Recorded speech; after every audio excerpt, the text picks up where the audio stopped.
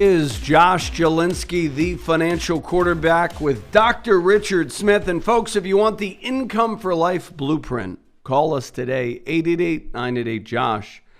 Operators are standing by. So, Dr. Smith, we're talking NFTs, crypto, and whatever you want to talk about. What is keeping you up now about? So you're a cycles guy. Are you still a cycles guy at heart? Are you? I absolutely use cycles and seasonals in my decision making and in my work. And I am the chairman and CEO of the Foundation for the Study of Cycles. So yes, I love cycles. They're not the only thing I use, but I do think that they are important, effective, and have a role to play in our decision making and our analyses. So what are you thinking about cycles? Stan's talking about the 34-week cycle, maybe, topping out in the next couple of weeks, and we'll have a little correction from May into late June, although with cycles, it can change any moment. Short term, what are your thoughts on the market? Long term, when do you think we'll have a steep correction? But he doesn't think it's going to be the big one everybody's, thinking it might be. What would say you? He still thinks he's still pretty bullish. There are some very powerful seasonal trends in the markets right now, from April through mid-May at least, tend to be a very bullish period, especially in the first year of a presidential cycle. So those are some real tailwinds in the markets.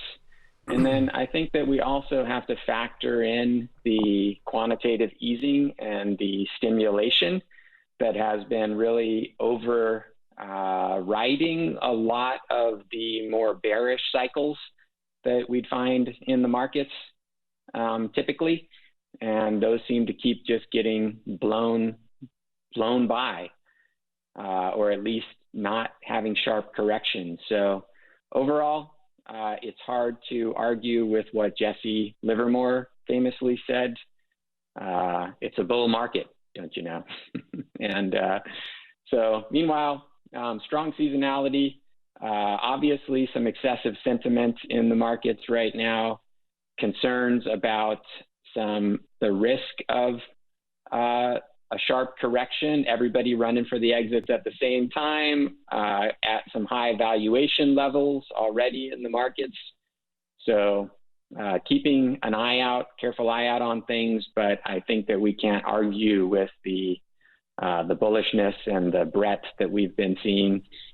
Speaking of cycles work, I'm a big fan of the McClellan family, Tom McClellan and his McClellan report, his father Sherman McClellan, who developed the McClellan oscillators along with his wife, who's been a big supporter of the Foundation for the Study of Cycles. They do incredible work, and Tom's report is one of the best out there. No, fantastic. Yeah, I know. Stan always speaks highly of him. We've had him on before. He's a wealth of knowledge. So with crypto, what are your thoughts on the current Bitcoin surge? I think that there are good foundational reasons that can justify this level of valuation. I do think that Bitcoin will continue to play a significant role in the future of the economy. I think it is an incredible way to store and exchange value in a very efficient manner. So it's here to stay. I do think it's gotten ahead of itself. Whenever you see the public get this level of interest in an asset that goes up extremely fast, it's certainly should give you pause. But at the same time, I think that we have to acknowledge that it is playing an increasingly relevant role. It is being adopted. You saw Fidelity and Square and one other group, I think, come out and start a Bitcoin lobbying group to get regulators to bring some more clarity to the situation. So I do think it's here to stay. And I think that it's going to continue to have a lot of positive media coverage as it gets more adopted by institutions. So I think it could go higher from here. I'm still long. So as it relates to Bitcoin, you're a Bitcoin bull. Are you a Bitcoin maximalist? There are some people who describe what Bitcoin maximalism is for those who don't know, and then are you one? Bitcoin maximalism is the thesis that you really only need one cryptocurrency. Currently, Bitcoin owns something like 60% of the cryptocurrency market, 65%. And so it will continue to eclipse all of the other cryptocurrencies out there. And you only need one. So I'm not a Bitcoin maximalist. I do believe that there will be other cryptos and blockchains that will play a significant role in the future of the economy. I think Ethereum is showing some strength, and smart contracts are really starting to create more value and be more appreciated. At the same time, I think that there's still big open questions about what cryptocurrencies and blockchains will really be the future of a new internet and a new digital economy. And I think it is very analogous to what we experienced back in 2000. You know, there will be some cryptocurrencies that are the pets.com of 2021, and there will be some that are the Amazons and the Apples.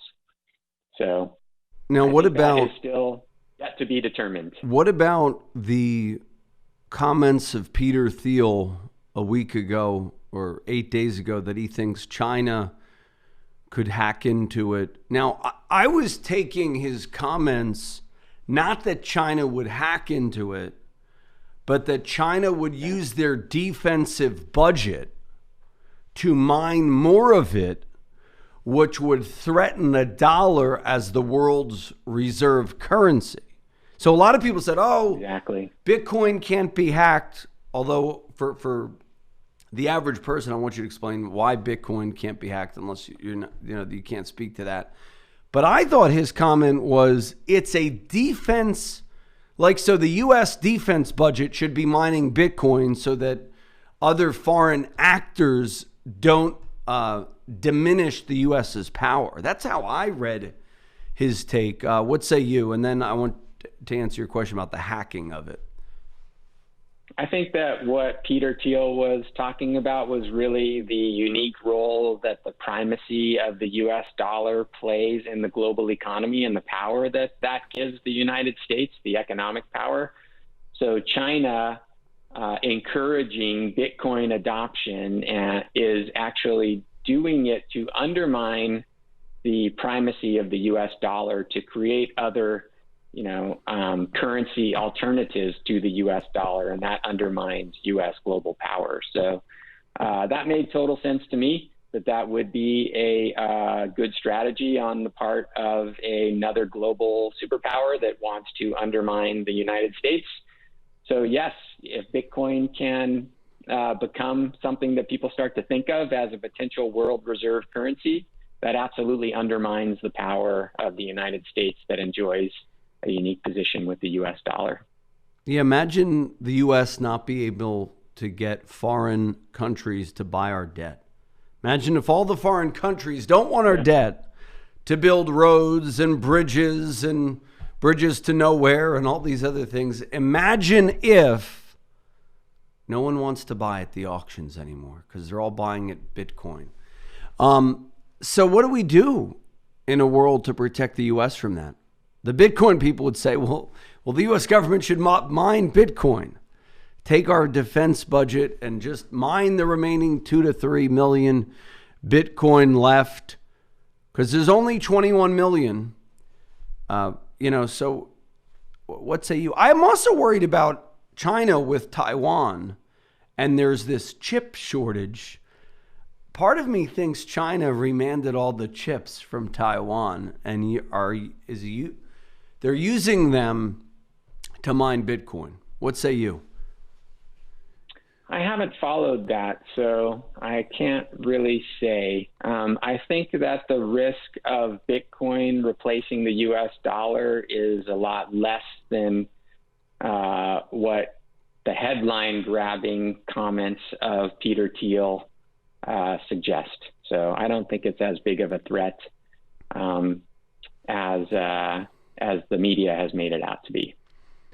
Now, what about the selectivity of investing in firms that stand to benefit in blockchain? So do you like, I mean, we're not recommending anyone buy or sell over the air, but, how does one take advantage of blockchain if they don't want to buy Bitcoin, but they want some exposure to that asset class? We will be back with the exciting conclusion to that question. But first, call me right now, 888-988-JOSH. Request your no obligation review, and you get the free Income for Life blueprint when you schedule and keep your no obligation review.